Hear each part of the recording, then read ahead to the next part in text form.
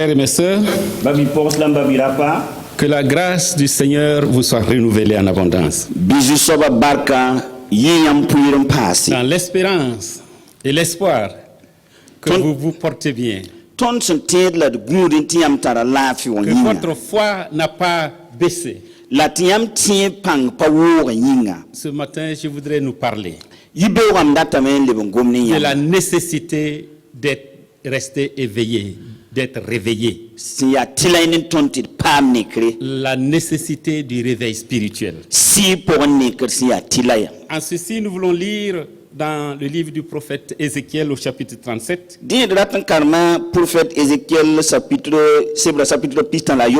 Lisons à partir du premier verset.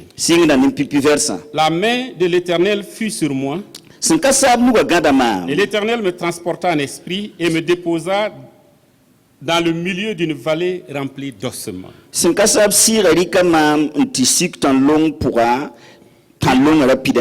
Il me fit passer auprès d'eux tout autour. Et voici, ils étaient fort nombreux à la surface de la vallée, et ils étaient complètement secs. Il me dit, Fils de l'homme, ces eaux pourront-ils revivre? Je répondis, Seigneur éternel, tu le sais. Il me dit, prophétise sur ces eaux et dis-leur, ossements desséchés, écoutez la parole de l'Éternel. Ainsi parle le Seigneur l'Éternel à ces eaux. Voici, je vais faire venir à vous un esprit et vous vivrez. Je vous donnerai des nerfs. Je vous ferai croître sur vous. Je ferai croître sur vous de la chair. Je vous couvrirai de peau. Je mettrai en vous un esprit et vous vivrez. Et vous saurez que je suis l'Éternel. Je prophétisais selon l'ordre que j'avais reçu. Et comme je prophétisais, il y eut un bruit. Et voici, il se fit un mouvement. Et les eaux s'approchèrent les uns des autres. Je regardais, voici, il leur venait la chair crue. Et la peau les couvrit par-dessus. Mais il n'y avait point en eux d'esprit. Il me dit, prophétise. Et parle à l'esprit. Prophétise, fils de l'homme. Et dis à l'esprit. Ainsi parle le Seigneur, l'Éternel. Esprit, viens des quatre vents. Et qu'il revive. Je prophétisais selon l'ordre qu'il m'avait donné.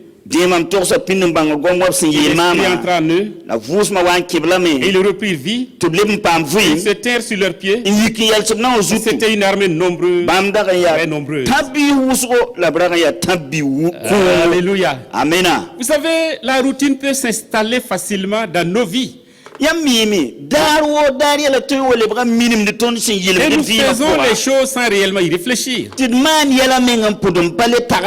devient mécanique, machinal.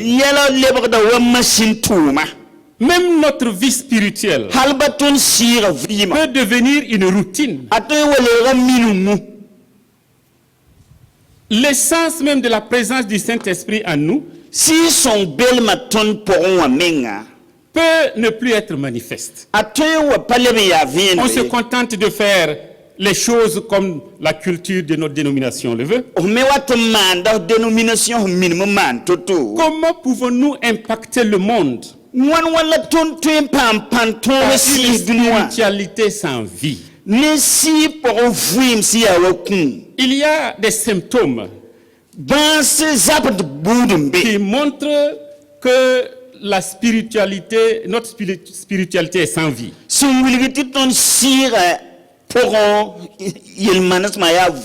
Premièrement, une spiritualité sans vie est semblable à des ossements blanchis. Si pour vuim sans cabe pipi a wenda wa kom sans katar vuim. La vision que le prophète Ézéchiel a vue. Bon makaning prophète Ézéchiel seigneur. Rappelez-vous ce prophête a beaucoup vécu en exil. Parmi les déportés, il entendait ce qu'il disait. Et Dieu l'utilisait pour les réconforter. Vous savez, les déportés, ceux qui étaient en captivité à Babylone disaient, les pères ont mangé des raisins verts et nous les enfants, nous avons les dents agacées. Nous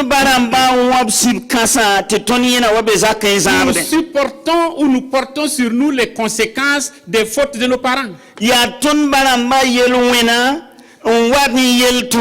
N'est-ce pas ce qu'aujourd'hui certains soi-disant prophètes enseignent? Parlant des liens de génération. Nous avons nos ancêtres qui nous ont impactés. Il faut briser les liens ancestraux. Beaucoup utilisent ce verset qu'Ézéchiel Dieu a révélé à Ézéchiel. Ces gens disent, c'est parce que ton père a été sorcier. Ton père a été féticheur. Ta mère a été telle chose, telle chose. C'est pourquoi ceci t'arrive. La Bible nous dit, si quelqu'un est en Christ, il est une nouvelle création.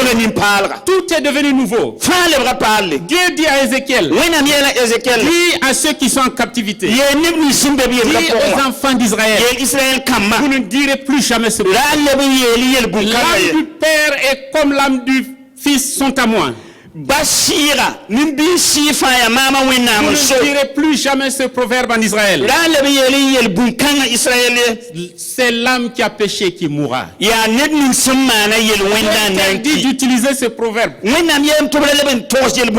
fait-il qu'aujourd'hui, nous qui sommes sous la grâce, nous qui sommes en Jésus-Christ, qui a tout accompli, qui fait toutes choses nouvelles à nous, pourrais-je dire à mon frère, il faut couper les liens ancestraux. Christ a tout brisé. Qu'est-ce que ma personne peut faire pour briser quelque chose? Que la croix et le sang de Christ n'ont pas brisé. Mes frères, mes sœurs, ne vous laissez pas tromper par la philosophie des hommes, par les doctrines de Satan. Celui qui est en Christ est une nouvelle création. L'Esprit de Dieu a transporté donc Ézéchiel. L'a mené dans une vallée. Et la vallée était pleine d'ossements. Le peuple qui était en captivité semblait ne plus avoir d'avenir. Ils ont quitté leur pays sans espoir d'y retourner. Ils lisent par la parole de Dieu. C'est que le prophète Jérémie leur avait dit. Elle durera 70 ans votre captivité. Après quoi je vous ramènerai dans ce pays. Le peuple était découragé. Leur vie spirituelle était presque morte, ressemblant à des ossements dans une vallée. Et Dieu parle. Est-ce que ces eaux-là peuvent vivre?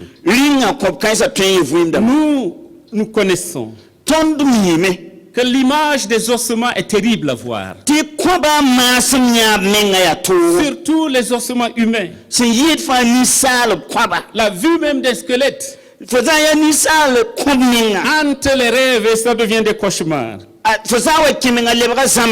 Mais nous savons que dans ce monde, il y a eu des millions et des millions de personnes qui ont été assassinées, qui ont été tuées, et leurs os ont été répandus sur la terre. Souvenez-vous, des millions de morts au Cambodge. sous la dictature des Khmers rouges. Souvenez-vous de l'Holocauste, où des millions de Juifs ont été gazés, ont été tués, et les corps décharnés, les ossements ont été entassés en Pologne, ailleurs dans le monde. Rappelez-vous encore, plus près de chez nous, le génocide rwandais, où le frère est devenu un ennemi pour le frère. En 1994, des centaines de milliers d'hommes et de femmes et d'enfants ont vu leurs corps et leurs ossements joncher les 1000 collines de ce beau pays qu'est le Rwanda.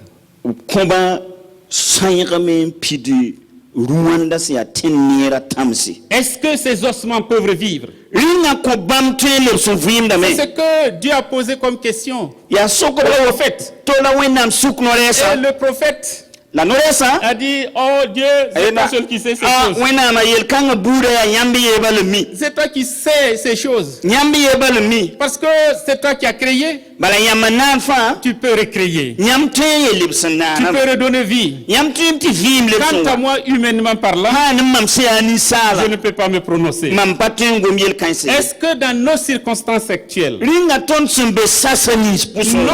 vie spirituelle est toujours fervente? Ou est-ce qu'elle a refroidi? Ou même qu'elle est morte? Quand est-ce que le réveil est-il nécessaire? Deuxièmement, je voudrais parler des symptômes d'une spiritualité sans vie. Le réveil spirituel est nécessaire. Quand, premièrement, la prière n'est plus une partie importante de notre vie. Nous nous appuyons sur les prières des autres plutôt que de nous mettre à genoux devant le Seigneur. En ces temps de distanciation, cela nous doit nous donner une occasion d'être plus concentrés dans la prière. Malheureusement, combien de personnes se réjouissent devant la télé qu'ils peuvent regarder? Combien se réjouissent de ne pas pouvoir venir à l'église et avoir leur dimanche libre? Quand ces choses arrivent dans nos vies, nous avons besoin d'un réveil spirituel. Quand nous ne mettons pas en pratique les vérités bibliques que nous connaissons, quand la parole de Dieu dit ceci, et nous faisons le contraire, nous faisons tout pour irriter notre Dieu. Quand ces symptômes-là sont dans notre vie, nous avons besoin d'être réveillés. Quand les choses de la vie la vie éternelle ne sont plus importantes pour nous. Quand on parle de la vie éternelle, vous courez après les choses d'ici. Vous courez après les gloires d'ici. Vous courez après les positions dans l'église. Vous cherchez les biens matériels plutôt que d'investir pour le royaume de Dieu. Quand nos péchés, nous arrivons à trouver des justifications pour ces péchés-là. Je ne pouvais pas ne pas faire cela. Je ne peux pas, vraiment, j'ai des raisons suffisantes. Et Dieu comprendra. La parole de Dieu nous dit, le voleur qui a volé simplement pour apaiser sa faim. on ne le tiendra jamais pour innocent. Quand nous commençons à justifier nos péchés, cela veut dire que nous sommes morts spirituellement. Et nous avons besoin d'être réveillés. Quand l'acquisition de biens matériels, l'argent, domine nos pensées et notre vie, plus que les choses spirituelles, nous avons besoin d'être réveillés. Quand il y a des problèmes dans l'église, vous dites que ça ne vous préoccupe pas. Moi, ce qui me préoccupe, c'est de venir le dimanche, prier, écouter le message et partir. Quand la vie de ta communauté ne te préoccupe pas, cela veut dire que tu es mort spirituellement. Quand vous avez des excuses pour ne pas venir à l'église, quand les conditions morales, spirituelles, économiques, politiques du monde ne nous préoccupe pas. Quand on dit qu'il y a près de 50 000 morts aux États-Unis, il y a des milliers de gens malades. Ça ne vous préoccupe pas. Quand on parle de tremblement de terre, cela ne vous préoccupe pas. Ce qui vous préoccupe, c'est vous-même. Cela montre que vous êtes spirituellement mort. Une église peut être cliniquement morte quand l'église ne s'occupe que des infrastructures, les équipements, et oublie l'évangélisation. Cette église est cliniquement morte. Mais il y a de l'espoir. Troisièmement, nous voyons que c'est l'Esprit de Dieu qui peut redonner vie. Le prophète a prophétisé sur ordre de Dieu. Rappelez-vous que ce n'est pas lui qui a initié la prophétie. C'est Dieu qui lui a dit de dire. Ce n'est pas la pensée positive. Ce n'est pas des proclamations positives. C'est Dieu qui lui a dit de dire. Combien d'hommes et de femmes sont abusés par des déclarations de soi-disant prophètes. Oh, si je suis homme de Dieu, en tant qu'homme de Dieu, je proclame, je déclare, et Dieu ne leur a rien dit. Dieu ne leur a pas parlé. Ils prennent leurs hallucinations comme de l'inspiration. Le prophète n'a pas eu une pensée positive. C'est Dieu qui lui dit. C'est Dieu qui lui a dit. Ne vous laissez pas abuser. Ne nous laissons pas abuser. Quelle que soit la stature d'un homme, il n'est pas Dieu, il n'est pas Christ. C'est seulement quand Christ parle, quand Dieu parle, quand l'Esprit parle, que la chose se réalise. Ne nous méprenons pas des beaux parleurs. Des beaux parleurs. Il n'y a pas de pensée positive, de proclamation positive qui puisse produire des effets à part ce que Dieu a dit. Si ce sont des proclamations positives qui créent les choses, je n'ai pas besoin de Christ. Je passe le temps à faire des déclarations positives. Ça, c'est le produit de la psychologie. Le prophète a reçu la parole de Dieu. Il a prophétisé. Et il y a eu un vent qui a soufflé. Les nerfs sont venus. Les eaux se sont rassemblés. Et c'était des corps posé. La lebra ni sendere hanki. Et Dieu dit, la wenam yela prophétise, ye torse parle torse gome de ma part. gomne mamno L'esprit viendra. la vim sira na Il a wa prophétisé ta sit gom banga selon goma l'ordre qui lui a été donné. wasa zem torse Le lim son prophète prend kwen soin de dire, c'est selon l'ordre que j'ai reçu. none sa rik da weron to gaden tia gom dub son komam tom gome Il a prophétisé.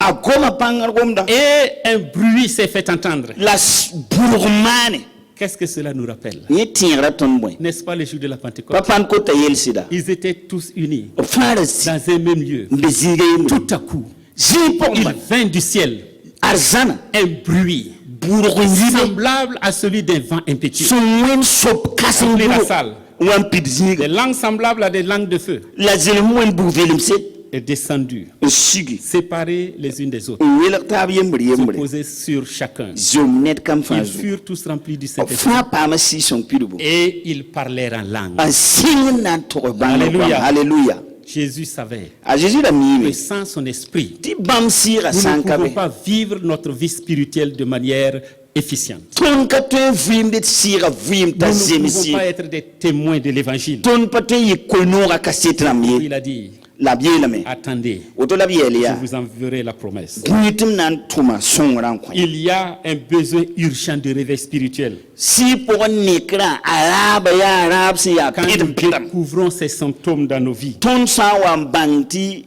zabadum kansan beton vino réalisons que Dieu ne se réjouit pas dans notre condition de mort spirituelle. bangti wenam surpa nom ne ton sin kisiga pour wanyinga